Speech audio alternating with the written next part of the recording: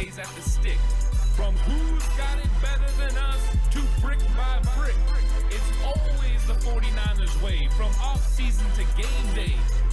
Yeah, we talk back. It's the 49ers Cutback.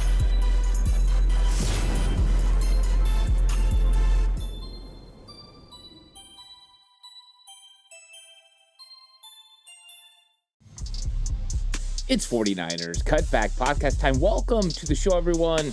Glad you could stop by, as we're going to be talking about training camp, the risers, the surprises, and the concerns. Because I think now that we've made it through 3 blocks of training camp, we're getting an idea of the players that are stepping up, the players that are making moves and are starting to get to the point where they could potentially make this team or make an impact in 2025. And then what concerns the 49ers still have. And of course, they're still building their roster. They're still bringing players on, moving guys at the end of the roster, working guys through as they try to not just be capable of competing in joint practices that are happening this week with the Denver Broncos. That would be on Thursday, but also the preseason game against the Denver Broncos on Saturday. That's right. We've made it. It is officially football week for the San Francisco 49ers. Games are going to happen, and this is an exciting time because now we're going to get to see what has been happening at camp happen on the field. And it doesn't always translate, and sometimes you have guys that make a bigger impact once they get in there for a game, because there are guys who play better than they practice, and there are also guys who practice better than they play. It's just something about the bright lights that brings out different types of play from different players. And of course, you want players that are going to shine the brightest in the biggest moments. It was just last year that Kalia Davis had a huge preseason game and got on everyone's radar. Now, he ended the game with an injury, and he was never the same again, but he got everyone's attention. And that's what happens in these games sometimes, is you get players that stand out. Now, the 49ers have continued to make roster moves, and some of the moves that they've made around the wide receiver position have been interesting. Robbie Chosen is now back with the San Francisco 49ers. Of course, formerly Robbie Anderson. He's back. Last year, I got to see Robbie Chosen a lot at training camp. We're all going to get to see him again at training camp. Robbie Chosen, of course, understands this offense. He played for Mike McDaniel, and then last year he played for Kyle Shanahan for a couple weeks during training camp. Did not make the 53-man roster, of course, but he's an ex-wide receiver, and I'm pretty sure that's why the 49ers brought him in. I don't think he's got a real shot to make this roster, but they added veteran depth and somebody that understood the system, so they're ready to roll when joint practices come on Thursday and when the game comes on Saturday. They needed a capable body that was ready to go. To make room for him, they went ahead and released Marquez Callaway, who a lot of people were really excited to see what he could do, a deep threat formerly of the New Orleans Saints. So a move there. The 49ers also brought in offensive tackle Isaiah Prince. So Isaiah Prince, a former Cincinnati Bengal who actually started in that Super Bowl in 2021 against the Los Angeles Rams. So this is one of the things we're going to talk about in this episode, is some of the concerns about the offensive line, because the 49ers are turning over different guys and trying to get a guy in that could potentially get more playing time. I think they were expecting Andre Dillard to be further along. He's not ready to come back yet. He's getting close. He's working on a side field, but they've got to have capable bodies ready to go. And it was just last week that they went ahead and they cut Gutierrez. So they're making moves right now to kind of bolster this roster. And they're not done there, because right now the report is that the 49ers are also signing a defensive end that has played for the New York Jets, and that is Bradley Enney. So he's going to be on the 49ers. We don't know what the corresponding move as of time of recording. My guess is once I put this out, then the news will come through. That's usually how it works. But the news just happens all the time, and so keeping up with it is something interesting. But 49ers are bringing in more guys. They're turning over this roster, and they're trying to get the best possible 90-man roster for the preseason games, but ultimately building for the best 53-man roster that they could possibly find. So this episode, we're going to talk about the risers, the surprises, and the concerns that we have been able to locate through the first 3 blocks of training camp, as now we're into game week. Now, please like and subscribe to the channel if you haven't already. I'd really appreciate it. If you're listening on audio platform, 49ers Cutback on Believe Network, please give it a 5-star rating. I'm excited to announce that this episode is brought to you by FanDuel. FanDuel is the new title sponsor of 49ers Cutback and their agreement with with Believe. So FanDuel is going to be powering all episodes of 49ers Cutback in 2025. And what are you going to find with FanDuel? Well, in week 1, 49ers versus Seahawks, FanDuel's got a full menu of betting options for the NFC West clash. They got standard bets, spread, total points, and money line, player props, Brock Purdy's passing yards, Christian McCaffrey's rushing totals, George Kittle's touchdowns, and what could happen with Ricky Pearsall's receiving yards.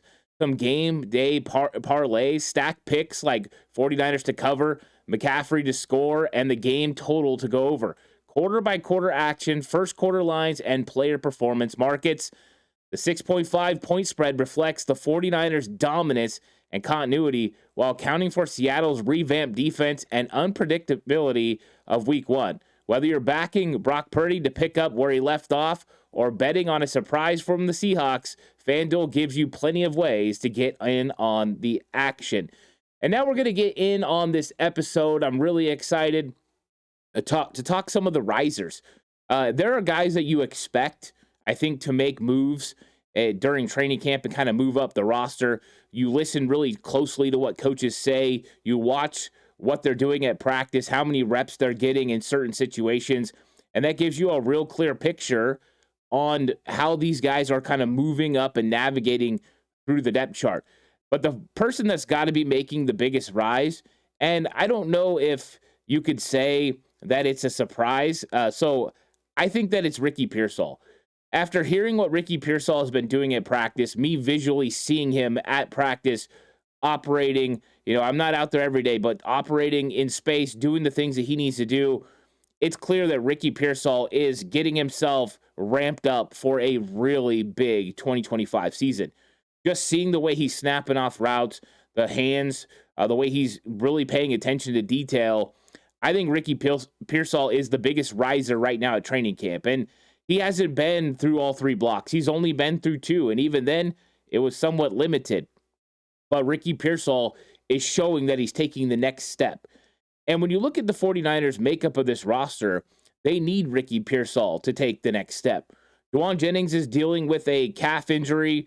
Whether you think that calf injury is legitimate or if you think that he's holding in, it doesn't really matter. Right now, he's not out there. And the 49ers need wide receivers they can count on. Right now, they can count on Ricky Pearsall. They can count on Demarcus Robinson. Problem is, Demarcus Robinson has an impending suspension. So Pearsall is kind of out there on an island right now as the one legitimate playmaker at the wide receiver position that Brock Purdy knows he can count on.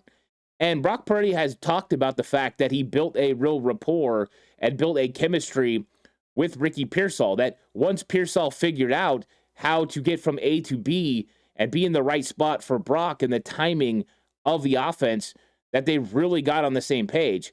And that's one of the interesting things we've heard through the years, right? It was Brandon Ayuk's rookie year where he did a little bit too much when the whole goal is to get from A to B. Once Ayuk figured it out, boy, has he been phenomenal in being able to get to the right time at the right place to make catches. Now you're seeing that with Pearsall. And when you can do that, when you can get to A to B at the exact right time you're supposed to be, you're going to gain confidence with the quarterback, and he's going to feel confident getting you the football. That's part of the reason that Brock Purdy and Juwan Jennings had such a good season last year. There was a chemistry to what they were doing. So the 49ers know that Ricky Pearsall's got to have a big impact, and he's going out and he's showing it at practice. He's going out and he's winning. He's competing. He's creating separation. And I think he's the biggest riser right now because there were concerns about his hamstring. A lot of people were very concerned about Ricky Pearsall's injury. But since he stepped on the field for training camp, he has come in with a confidence and a veteran leadership that doesn't usually happen with young players. But it's an exciting time. I think he's the biggest riser for the 49ers right now, and they need him. And if he could elevate himself into a number 1 wide receiver type during this season, That would be huge for this 49ers wide receiver room that has more question marks than answers right now. So Pearsall rising is huge for the 49ers. Second of the risers is Ben Barch. He just got out there for block 3 of training camp. And it was fun because I was on with John Chapman and we were talking about Nick Zakelj and could he hold on to the left guard job. And I had a little bit of an inkling that Ben Barch was going to be back. And that's why I wanted to have the conversation about the competition. And Ben Barch did come back. And now Barch is in a full competition with Nick Zakelj. And of course, they're saying, right, full competition. And I love that phrase and that thought process because you want it to be open. But Chris Verster is talking about the fact that it's Ben Barch's job to lose, which means they are very comfortable with Ben Barch's skill set and where his development is. And the one thing about Barch has been consistency. Well, since he's been back, that has been the name of the game. Once again, consistency. Pretty good in run blocking. He's pretty good in pass blocking. Is he elite in either one? No. But being consistent as an offensive lineman can definitely help the entire O-line. But what it does is it sets a baseline for what Chris Verster knows he's going to get from you. He knows he's going to get consistent play. And consistency is something you can count on. When you're kind of up and down, when you're lead in one area, but you struggle in another, how bad are you going to be in the area you struggle? So it's kind of a give and take here. And I think Ben Barch has got an opportunity to really step up and make an impact and kind of solidify that left guard spot. Barch is an interesting guy because unlike Zakelj, who hasn't really started that many games in his career, Barch has been a starter. And he's lost starting jobs, especially in Jacksonville, because of injury. Dude, it was just last year that Aaron Banks got hurt. Barch stepped in, played really well, and then lost his left guard spot because of injury. So the problem for Barch hasn't so much been play throughout his career, but being able to stay healthy has been a real problem for Ben Barch. But right now, he's healthy. And he's out there and competing. And I think Ben Barch is on the right track to be the left guard starter. I do believe that Nick Zakelj has shown a lot of improvement this season. He has gotten better every single year that we've seen him. I do believe Nick Zakelj is still in the mix, but I do believe that Ben Barch is ahead. So I think they're going to let this thing play out. We'll see who plays better during the preseason. Right now, though, I think that Ben Barch is kind of rising up above Nick Zakelj. He's going to get the first team reps for a while, and let's just see what happens. So Ben Barch, a riser. Now, I talked about Pearsall being the biggest riser right now, but through the first couple weeks, it was probably D. Winters. D. Winters has been an absolute stud throughout training camp. And the question marks have never been about his athleticism, his instincts, his ability to fly around, his want to hit you. But question marks about D. Winters have been health. Can he stay healthy? Can he stop the run consistently? Well, he's been answering all of those things. And Coach Johnny Hollins said over the weekend that D. Winters has put some distance between him and everyone else for linebacker 2. It looks like D. Winters, barring something crazy happening, has secured that second spot next to Fred Warner. He's going to be the will linebacker moving forward.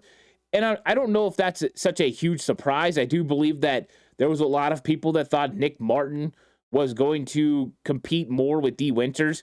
But Winters is just further along.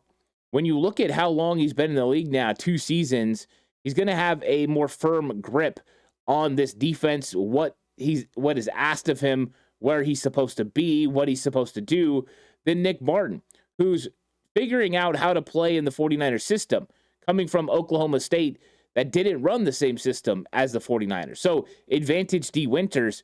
They're both extremely athletic. They both can cover in space, but D. Winters covers on a whole other level. This guy's a plus 70 PFF grade when it comes to coverage. Phenomenal that way. So the question marks about him are still run defense. Can he do that? But what we've seen is a attention to detail. He now pays attention to what the offense is doing pre-snap. He now understands what is coming because of route concepts. And he's even pointed out that, hey, I saw that the other day, and now I'm prepared for it. So when I saw it again, I was right there to make the play. I've seen him make 2 interceptions. I've seen him run down Isaac Garendo on an outside zone play. There's just a lot to like about D. Winters. He's a big riser. And let's be honest, the 49ers needed D. Winters to rise up and secure that spot after Dre Greenlaw moved on to the Broncos. Guess who's coming to town this week? The Broncos and Dre Greenlaw. Don't think that we're not going to get a motivated D. Winters to go out there and prove that, hey, I'm pretty good too. And that's one of the mindsets that you want these young guys to have when players leave in free agency. Yeah, we really love those players. We love Dre Greenlaw. But we want our guys here to be like, you know what? I'm pretty good too. And I'm going to go prove how good I am. And I think that's the mindset D. Winters is in. He's going out and doing a very good job. Risers, Upton Stout. Upton Stout, seeing him at practice, seeing the way he's playing, he is continuing to rise. Do I know that he's going to be a starter in 2025? No. I don't think he's risen to the point to get there yet, but he's right there. He's pushing Trey Brown for that nickel spot. And this is ultimately why the 49ers drafted him, because he does have that potential. And just listening to what Coach Daniel Bullock is talking about with Upton Stout, and the fact that Upton Stout is becoming a film study. Not so much that he's just a film study, but he's also reaching out to K'Wan Williams, who played the position for Robert Saleh in the past, and he's connecting with him. And K'Wan Williams is giving him tips and sending him film cut-ups and talking to him about the position and playing in this scheme. It just shows what Upton Stout's about. It's not just about going out and proving it on the field, but it's going out and getting your mind ready to play the position. And how about the wherewithal to go to a player that did it really well for Robert Saleh? He watched some of the cut-ups of K'Wan Williams, loved the way he played the position, and said, you know what, I need to reach out to him. That is just a different level of maturity and preparation for a young player. And I think that's why we're so optimistic about Upton Stout. You see the physical tools. You see the change of direction, right? How physical he plays. A lot of people are talking about his size. He's going to play bigger than his size. He's going to come out there and smack you if you get in his way. We've seen that consistently from his college film, what we've seen at training camp. The dude's a player. So what you got right now from Upton Stout is that next level. He's rising up the depth chart, and he's rising to a new level as a player because of his preparation and football preparation. That takes you a long way. When you understand the ins and outs of a position, and then you start understanding some of the little keys that you're going to read offensively, when you see what the offense is going to do, route combinations, how offensive coordinators prepare in their scheme, when you learn their concepts, then you know what's going to come. Okay, we got this formation, that cuts it down to these many plays. You've got this alignment when it comes to distance from the hash, from the sidelines, from the numbers. Okay, that limits it to this many plays. Okay, we've got this personnel grouping that limits it to this many plays until eventually you get it to a handful. And then once you see the release, then it takes it down to even more.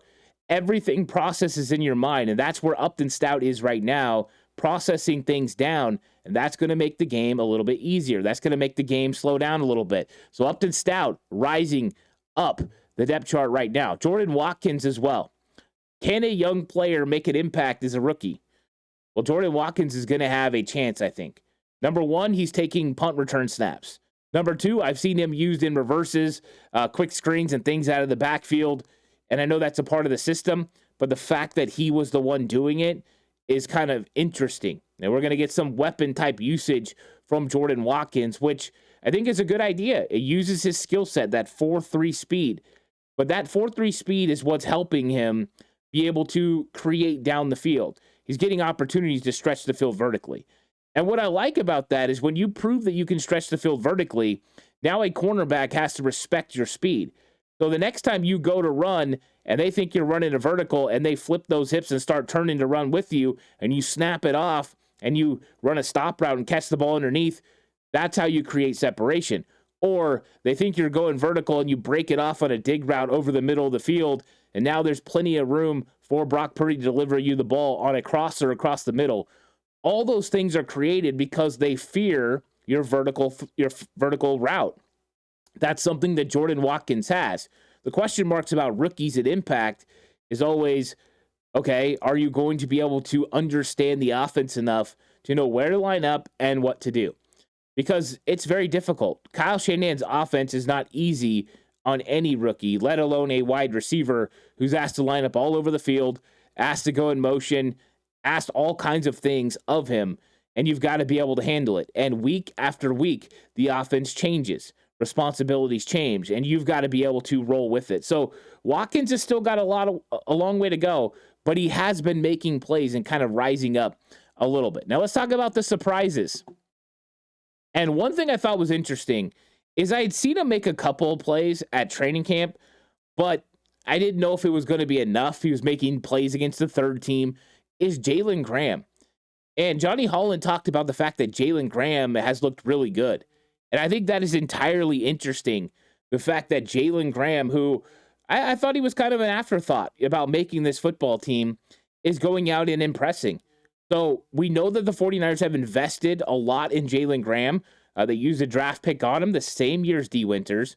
And now he's coming out and he's playing well. And this is what you love about competition. You've got so many linebackers out there competing for roster spots.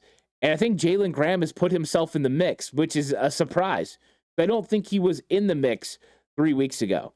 And so this is one of the fun things about training camp when players start stepping up and showing consistency. And who knows, maybe something just clicked for Jalen Graham. But he has become a surprise for the San Francisco 49ers. And Coach Johnny Holland confirmed it over the weekend. So let's keep an eye on number 41, Jalen Graham, through preseason, and let's see what he does and if he can make an impact. How about Dallas Flowers? Now, if you listen to the channel all the time, I don't think it's a surprise for us, but it has been a surprise for everyone else. A lot of people were kind of sleeping on Dallas Flowers, not paying attention to what he had done in his career. They hadn't connected the dots between Dallas Flowers and Gus Bradley, and Gus Bradley had some more good things to say about Dallas Flowers over the weekend. But the thing about Dallas Flowers that I like is the fact that he's long and he can play your typical 49ers defense, which means he can play in the cover 3. He can come up and play press man. He's got a lot of ability, but I love his feel in zone. There are times when he's in a situation where he's an in-between, right? Where he could either come up or he can sag, and he gets just in the right spot. And because of his height, his length, and his athletic ability, he can go up and knock the ball away. Go watch the film of him at the Colts when he started for Gus Bradley's team pre-injury with the Achilles, and he was making those plays. Fast forward to training camp this year, and guess what? He's making those plays again. There's been a couple of times that Mac Jones or Brock Purdy thought they had a layered throw down the field, and Dallas Flowers is in the right spot, goes up and knocks the ball away. That length and that ability to take away some of those intermediate pass routes is something that's going to make him, very enticing to this 49ers defense, a defense that doesn't have a ton of length. Yeah, Renardo Green is not a small corner, but he's not long like Dallas Flowers. De'Amar Lenore is not a long cornerback. Trey Brown, nope, not long cornerback. Upton Stout, not long. Your two real long cornerbacks, and 3 now if you include Eli Apple, are Dallas Flowers and Darrell Luter Jr. And it's interesting, Gus Bradley has some nice things to say about Darrell Luter Jr. as well, which is good because we haven't heard much about Darrell Luter Jr. But I can tell you, Dallas Flowers is making some plays, and he's I had predicted that he was going to make the roster over on Patreon, my pre-training camp, 53-man roster. We'll see if that ends up happening. So it didn't really surprise me, but I think he's starting to get on other people's radar about possibly making it. Jacob Robinson, I think, has been a surprise to most. And, there's a lot of people that were talking Jacob Robinson up, and that's a good thing. Jacob Robinson is a good player, but I think he's even surprised the 49ers about how good he is. Jacob Robinson has been coming in and competing every single day, and he's got something to him. He's real aggressive. He's got a good feel for route concepts. He's got a good feel for wide receivers, and he kind of picks up on their movements, and I've watched him really get in and out of breaks and drive on the football hard, and I think that there's a lot of talent there. So I think he's surprised a lot of people with his ability on the field. I think the question marks about his size have outweighed his ability. People are really worried about a 171-pound cornerback. Now, he did put on about 10 pounds. He's sitting around 180, 181. And so that makes him a little bit more, capable of playing in the NFL, dealing with the physicality. But he changes direction really well, and he plays these guys hard. And I think he's going to make some plays during training camp. It's going to be an exciting time for the 49ers. So Jacob Robinson, another guy to keep an eye on. Sebastian Valdez, the defensive lineman. And you've probably heard by now, Matt Barrow says he's ahead of Alfred Collins. And I don't know if I agree with that just by what I've seen so far, but Valdez does look good. He is moving up. He's been a surprise. And, I have to say when undrafted free agents step up and start making plays, it's always a little bit of a surprise. But he's got the strength, he's got the size, and he's well put together. So when you look at Valdez, there's a lot of guys that, either don't have the legs or they don't have the upper body. It's not like everything's combined together. He's very balanced. And that's one thing I think you see. He's not top heavy, and he kind of moves really well. He's got a lot of strength, ability to bull rush, ability to pass rush. There still needs to become a lot of development with that, right, for this guy to make this football team. But I think it has been surprising that he's been able to kind of move up and do the things he's done. Can he put guys on notice? Can he jump a Kalia Davis on the depth chart? Can he jump a Kevin Givens or an Evan Anderson? I think those are going to be huge question marks. I think right now he's surprised enough to not be an afterthought when making this roster, but I don't think he's surprised enough to say, oh yeah, he's going to make this 53-man roster right now. He's going to have one heck of a training camp, a finish to his training camp, and one heck of a preseason to be able to do that. But he's surprised enough to put himself in the mix, and he's a name to watch. And of course, Isaiah Nair. And Nair's done a very good job, and we all know that he made a couple of throws, or a couple catches on some big throws. But really, for me, it's just what I've seen at camp. I've seen him run pretty good routes. I've seen him get open. Even when he doesn't get the football, he's doing the right thing. So I think Isaiah Nair has been a little bit of a surprise when you consider what was being said about him, right, by the media. They were really talking Isaiah Nair down once the 49ers got to OTAs and minicamp. The fact he couldn't catch, the fact that he wasn't making plays. And then he got to training camp and he could catch and he could make plays. So I think that he's surprised enough there. Now, what about the concerns? I think that there are a few concerns. First off, for me, it has to be swing tackle. And that's part of the reason the 49ers brought in Isaiah Prince is Andre Dillard hasn't been ready. And Spencer Burford's play has been up and down at training camp. And Austin Pleasant's play has been up and down at training camp. And it's just like what we thought, right? Spencer Burford's been playing left tackle only right now, and we've got Austin Pleasant's playing right tackle only right now. This is something that we've seen from Chris Foerster before, and he alluded to over the weekend that that's what he was going to continue to do. Andre Dillard and Isaiah Prince are going to be key factors in what happens with this offensive line because the 49ers need stability at offensive tackle. They had stability last year with Jalen Moore as a swing tackle. They don't have that right now. Spencer Burford's trying to play a new position. And Spencer Burford in space is a little bit more questionable when it comes to footwork. Playing offensive tackle in pass protection and playing offensive guard in pass protection are two entirely different things because of space. When you play guard on the inside, there's less maneuverability for that defensive lineman, less space where he can go because of you center around you and also offensive tackle. So it kind of prevents so much room for you to be able to cover. So your lateral quickness isn't tested as much. Your footwork isn't put on display as much. When you move outside, now there's more space. And when you get a faster defensive lineman who can operate in space, who has the lateral quickness, a lot of times a lot of length as well, it can kind of put you in a precarious situation. And I think that's what we're seeing sometimes for Burford. It's inconsistent right now, especially playing on the outside. Same for Austin Pleasant. He's struggling as well. So Dillard and Prince are going to be interesting to see what they do when they come in. When Dillard gets healthy, he's played in this system before. Prince as well, played in a similar system in Cincinnati and Tennessee. Can they stabilize? And once that happens, what happens to Burford? Does Burford keep competing at tackle, or do they kick him back in and let him go play right guard behind Dominic Pooney? It's going to be interesting to see what happens with Burford, but I think that swing tackle is a big concern. I also have a concern about safety.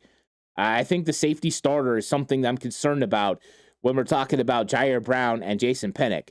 Now, I'm hopeful that they're going to just roll, right? I'm hoping Jason Pennick is going to be very consistent at safety. I'm hoping that Jair Brown's going to play, the best version of himself, kind of the Steve Wilkes version of Jair Brown, just with more experience. But right now, we don't know. And the guys behind him are Richie Grant, who's never really done a great job as a starter in the NFL. He's a guy who's got talent, right? And a lot of times when you put a talented player in a new scheme, it works. And so I'm not saying it can't work. It's just one of the places we've got question marks. Pennick, Richie Grant, Jair Brown, and then Marquise Siegel, the young guy. A lot of question marks. We need some answers at safety. Hopefully we'll get them during joint practices. We'll get them during preseason, and we'll feel more comfortable about Pennick, Richie Grant, Jair Brown. But we've got to see what's going to happen there. And then tight end depth is another concern that I think has kind of continued to rear its head during training camp so far, is when you look at the build of this 49ers roster, you're really good for the first two tight ends, and that might be enough. George Kittle stays healthy the whole year. It's not going to be a concern. You get George Kittle, you get Luke Farrell, and you're set. Two tight ends that are really good. The question mark is that tight end 3 spot. And the reason that is significant for me is because of injury concerns. When you have injury concerns to George Kittle, which, something comes up every single year, it's not always a significant injury. Sometimes it's 1 or 2 games. The guy goes out and competes like a warrior, plays as much as he can, but it happens. What are you going to get? Is it going to be Ross Dwelley, Braden Willis, Mason Pline, Jake Tunges? Who's going to be that guy that steps up? Right now, I think Braden Willis has had the best camp. Jake Tunges has been coming on lately. Ross Dwelley, we know what we're going to get from him. Mason Pline's a lot of upside, but that's my concern. So I would say those are the 3 big concerns I have through 3 blocks of training camp. It doesn't mean more won't come open.